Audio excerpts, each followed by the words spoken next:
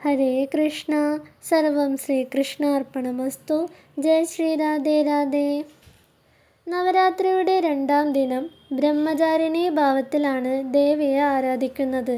ഇച്ഛാശക്തി, ജ്ഞാനശക്തി, ക്രിയാശക്തി സ്വരൂപിണിയായ ദേവിയുടെ ശക്തിഭാവങ്ങളിൽ ബ്രഹ്മചാരിണീ ഭാവത്തിലാണ് നവരാത്രിയുടെ 2ാം ദിവസത്തെ ആരാധന.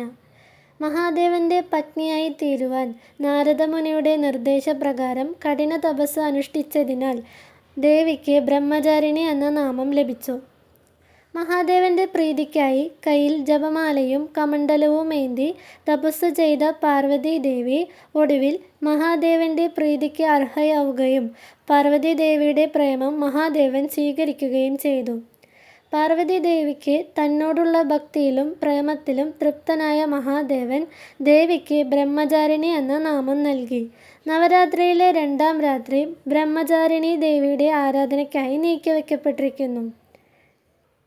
ബ്രഹ്മചാരിണി ദേവിയുടെ ധ്യാന ശ്ലോകം ഇപ്രകാരമാണ്: ദധാനാകരപത്മാഭ്യാം അക്ഷമാലാഖമണ്ഡലോ ദേവി പ്രസീദതു മയി ബ്രഹ്മചാരിണ്യനുത്തമാ. ഇതാണ് ഇന്നത്തെ കഥ. ഹരേ കൃഷ്ണ. സർവം ശ്രീകൃഷ്ണാർപ്പണമസ്തു. ജയ് ശ്രീ രാധേ രാധേ.